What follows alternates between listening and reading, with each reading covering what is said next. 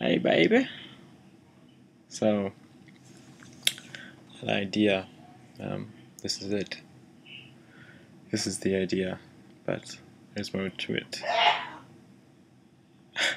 I don't know if you can hear that, but my grandpa right now is speaking about faith healing, and my grandmother is screaming. So, this is my idea.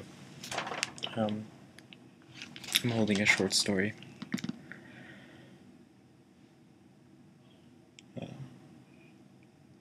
Last time that the second to last time that we had talked, you used the word lonely, and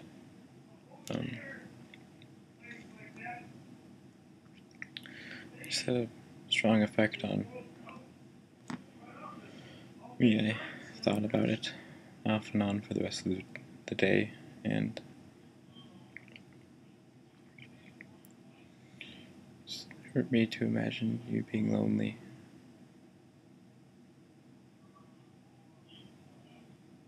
So I thought that I would read to you, and read to you on camera, so that you feel less lonely. So right now it's 9:33.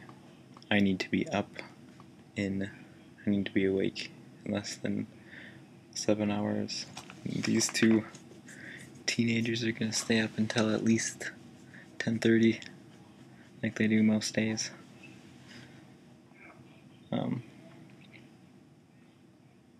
I plan on picking something larger than a short story, but I am holding an anthology of good short fiction. Virginia Woolf, Carol Oates.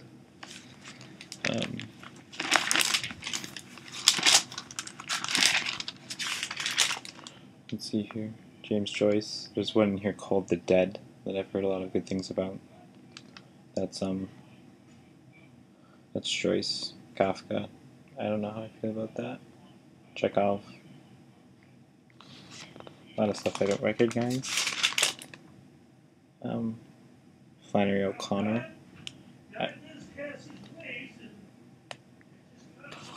Can you hear that? So, I'm gonna start reading now.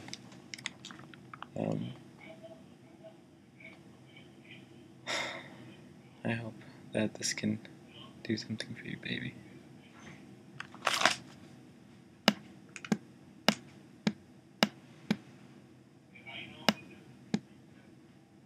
Oh no.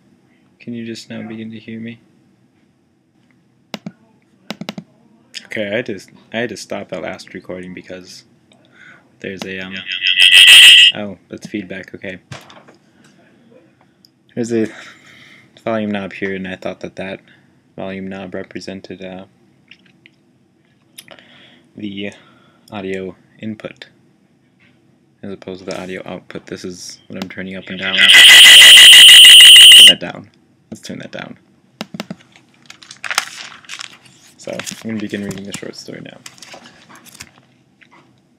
This is called The Open Window by Saki. Must be a Japanese author. Looks like a pen name. In parentheses it has H.H. Munro. Alright. The Open Window. My aunt will be down presently, Mr. Nuttall, said a very self-possessed young lady of 15. In the meantime, you must try and put up with me. Crampton Nuttall endeavored to say the correct something which should duly flatter the niece of the moment without unduly discounting the aunt that was to come. Privately, he doubted more than ever whether these formal visits on a succession of total strangers would do much towards helping the nerve cure which he was supposed to be undoing. "I know how it will be," his sister had said, when he was preparing to migrate to the rural retreat. You will bury yourself down there and not speak to a living soul, and your nerves will be worse than ever from moping. I shall just give you letters of introduction to all the people I know there. Some of them, as far as I can remember, were quite nice."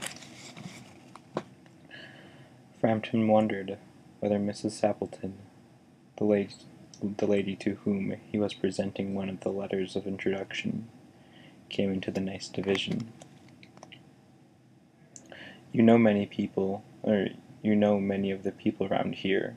asked the niece, when she judged that they had sufficient silent communion. "Hardly a soul," said Framton. "My sister was staying here, at the rectory, some 4 years ago, and she gave me letters of introduction to some of the people here."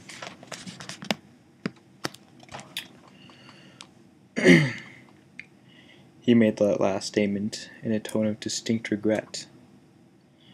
"Then you know practically nothing about my aunt," pursued the self-possessed young lady. "Only her name and address," admitted the caller. He was wondering whether Mrs. Sappleton was in the married or widowed state. An undefinable something about the room seemed to suggest masculine habitation. "Her great tragedy happened just 3 years ago," said the child. "That would be nice, since your sister's time."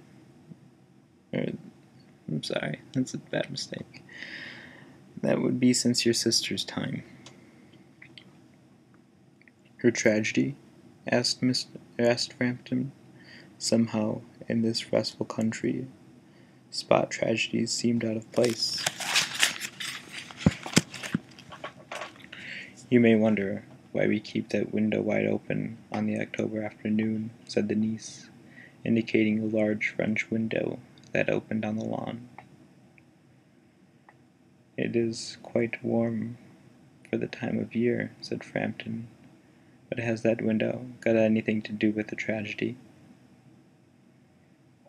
"Out through that window 3 years ago, to a day, her husband and her 2 young brothers went off for their day's shooting. They never came back. And crossing the moor in their favorite snipe shooting ground, they were all 3 engulfed in a treacherous piece of bog. It had been that dreadful wet summer, and places that were quite safe in other years gave way suddenly without warning. Their bodies were never recovered. That was the dreadful part of it." Here the child's voice lost its self-possessed note and became falteringly human. "Poor aunt always thinks that they will come back some day. They and the little brown spaniel that was lost with them, and walk in at that window just as they used to. That is why they kept it open every evening till it is quite dusk. Poor dear aunt. She has often told me how they went out. Her husband with his white waterproof coat over his arm, and Ronnie, her youngest brother, singing, 'Birdie, why do you bound?' as he always did to tease her. Because, she said, it got on her nerves. Do you know, sometimes on still, quiet evenings like this, I almost get a creepy feeling like they will walk in through that window." She broke off with a shudder. It was a relief to Framton when the aunt bustled into the room with a whirl of apologies for being late and making an appearance. "I hope Vera has been amusing to you." Vera, that's a good name. It's a very good name.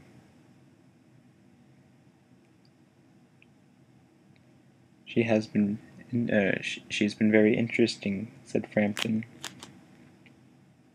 "I hope you don't mind the open windows," said Mrs. Simpleton, briskly. "My husband and brothers will be home directly from shooting, and they always come in this way. They've been out for snipe in the marshes today, so they'll make a fine mess over my poor carpets. So, like you menfolk, isn't it?"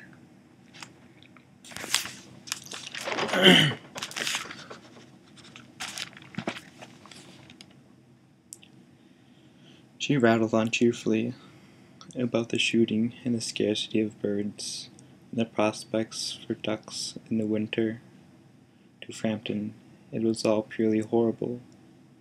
He made a desperate but only partially successful effort to turn the talk to a less ghastly topic.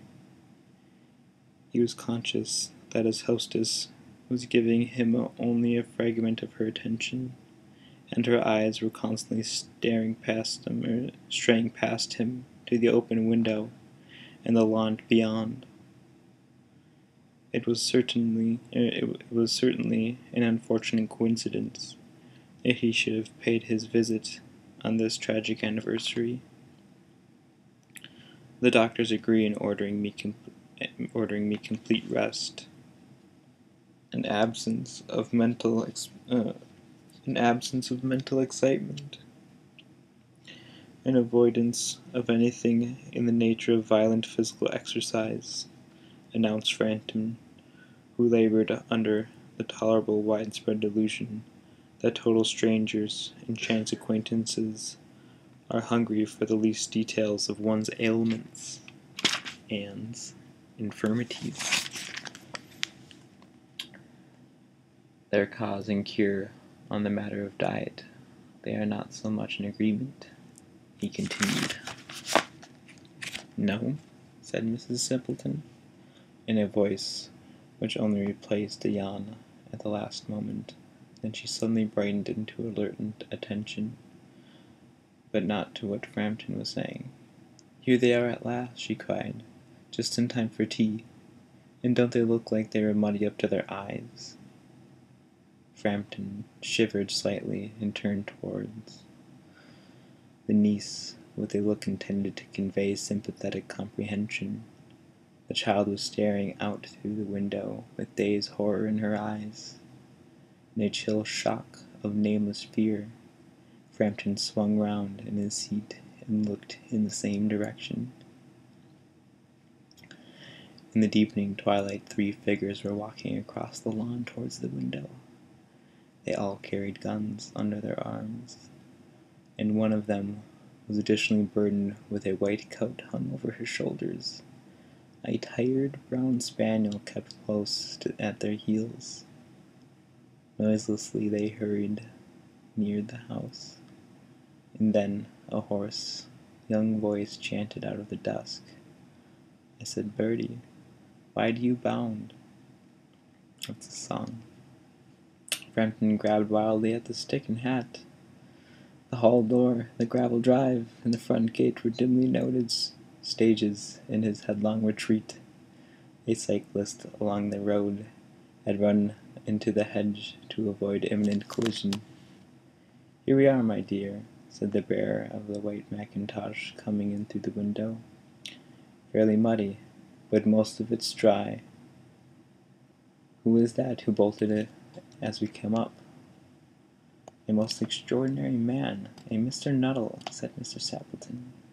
"Could only talk about his illness, and dashed off without a word of good-bye or apology when you arrived. One would think he had seen a ghost."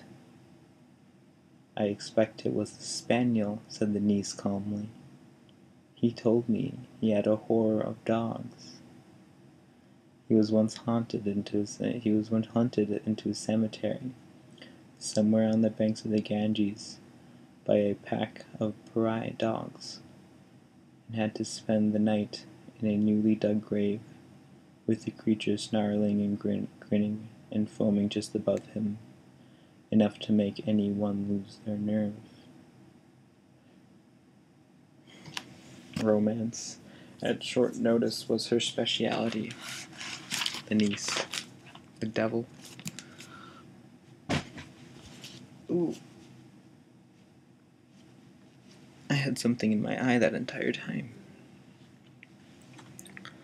So that was just 2.5 pages. I wanted to give you something to wake up to and something to keep.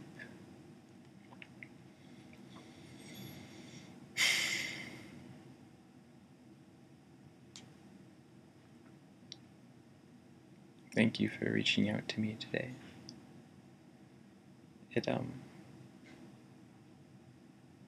I know I say this every time, but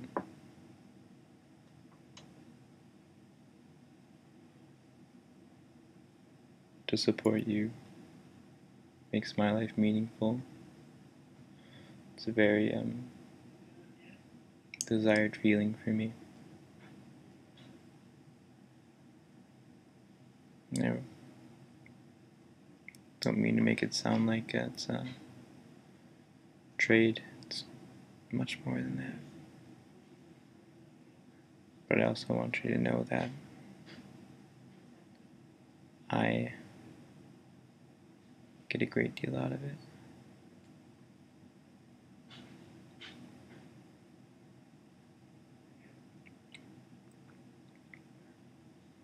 Especially knowing that I have your confidence.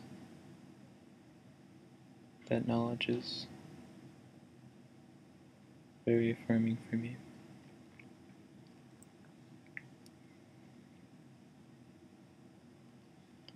I wanted to tell you that I'm proud of you,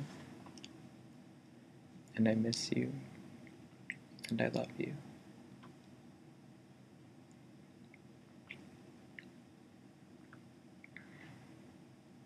And that I will keep you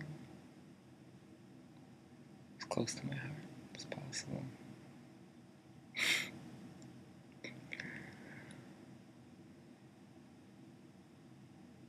Good night, good morning. I don't know when you're reading this or listening to this, but wherever you are, I'm gonna sign off now. But it's supposed to be a introductory video just to show you what I had in mind. Be better suited to the next one. I'll talk to you soon, baby. Baby. Baby. Baby.